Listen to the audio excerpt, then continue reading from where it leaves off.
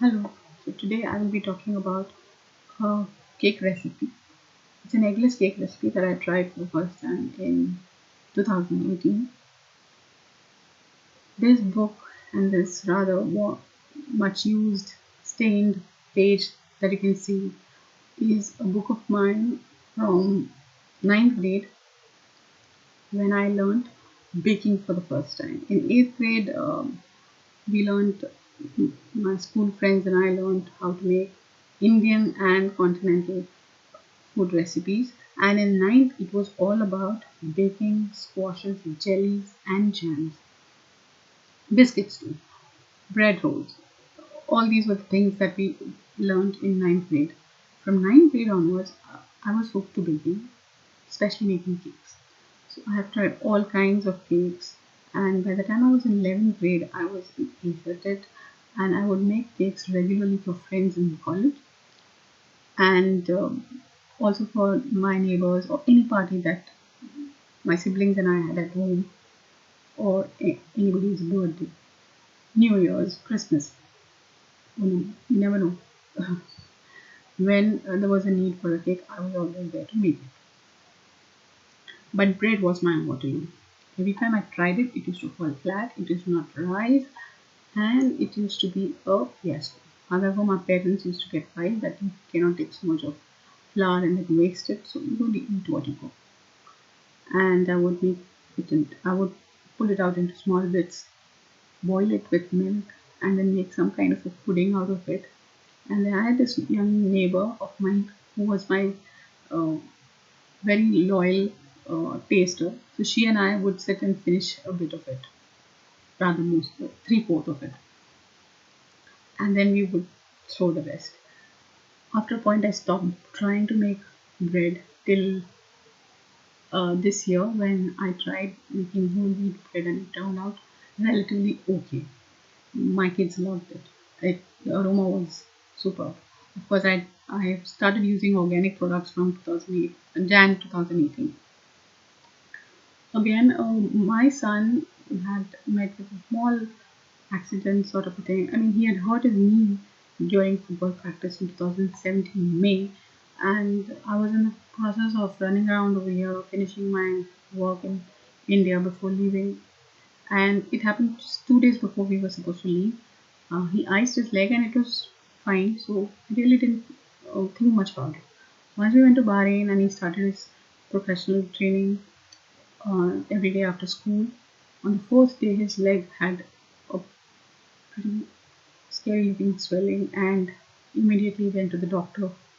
Uh, he was put on physiotherapy and a lot of care, no exercise, and the works.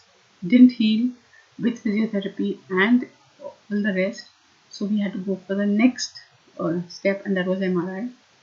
Then after that, they told us that you might have to test the cyanoid fluid, and then he had to be checked for rheumatism and lupus and lots of tests.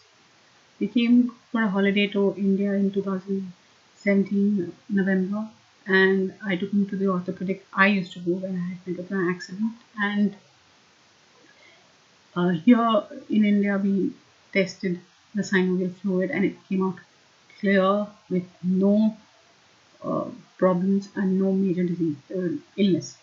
So we were okay that this is something we can try to cure without an operation. But we didn't really find the perfect fit as far as the doctor was concerned. In Jan 2018, when we came back to India, we met with a doctor who was an orthopedic surgeon and used to practice Ayurveda.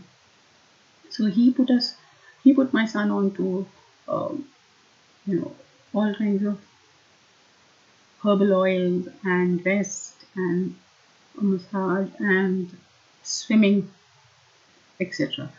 But one major thing he made us change was our diet. He asked us to go vegetarian and no eggs either. So that was quite difficult for me because I couldn't think of breakfast without eggs and snack time without eggs, eggs was a big part of our life, especially with two growing boys and something to rustle up in a hurry. Finally, we got used to it, and necessity became the mother of invention, and I started experimenting with a lot of food because not all vegetarian food my kids love. I like beetroot a lot because it's very good for your health, it's good for your blood, and it has a lot of benefits. And I do make a vegetarian dish out of it sometimes, and but it's not something that goes very well with everything, and kids can be a little fussy about it. But when I tried making a cake with it earlier, when we were having eggs, it turned out really well. And the taste of beetroot once it is baked is superb. So I tried doing a vegetarian cake in last year, and I decided like I would not use oil, but I would use full fat curd, and turned out excellently. So the ingredients I used for this was 250 grams of curd, that is full fat curd, uh, one standard size beetroot. I used only 3/4 cup of sugar because the beetroot has its own sweetness. Then I used 2 cups of organic uh, flour and 1/4 tablespoon of cooking soda, 1 teaspoon of 1/4 teaspoon of cooking soda, 1 tablespoon of 1 teaspoon of baking powder, vanilla essence, and I hope I'm not missed out any other ingredient. Uh, and I first ground the sugar, um, beetroot, and curd. At this point, if you want to add any kind of nuts, that's a very good thing because many times when I make this beetroot cake with eggs, I used to add walnuts or pistachios or cashew nuts or almonds. It enhances the taste a lot. But this one in time when I made it vegetarian, like an eggless cake, I didn't add any nuts, and I um, you grind all the wet ingredients. Yeah, at this point, I would like to tell you that if you're trying to make it like a red velvet cake without adding the color, you can add 3 teaspoons of vinegar. It really takes the color to a next level. After which, I take the flour and mix the cooking soda and baking soda, and take a sieve and aerate the flour. After which, I mix the dry and the wet ingredients and uh, kept it aside. Then I oil my baking tray. I didn't use butter to any at any stage. I oiled the baking tray, poured this batter into it, and I baked it for mm, 35 to 30 to 35 minutes, and it came out pretty well.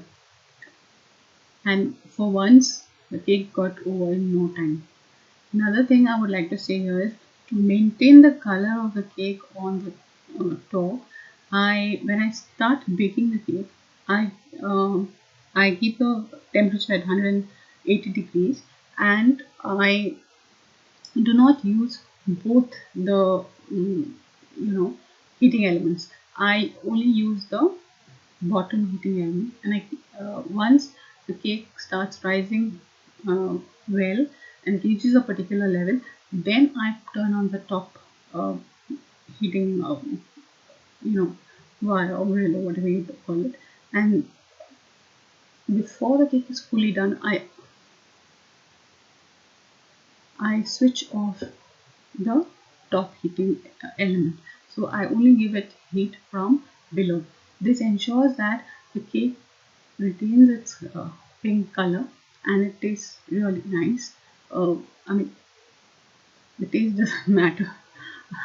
I mean, the color of the cake really doesn't matter with the taste, but yes, it looks appealing. And this was an experiment I conducted, and it turned out really well.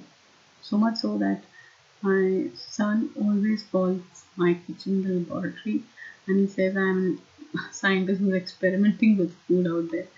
And I totally endorse his view because, as far as I see it, nobody really bakes without exact measurements, and I ace at not really going with exact measurements. However, for this recipe, I'll write down the ingredients and um, exact measurements for those who are trying or attempting to bake for the first time, and especially those who are baking an eggless cake for the first time. Again, if you want to take this and make it vegan, then you could add soda water and a little bit of oil instead of the curd, uh, and try this cake.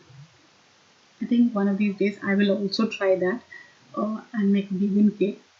So to see if this can be scaled up to be to a vegan cake.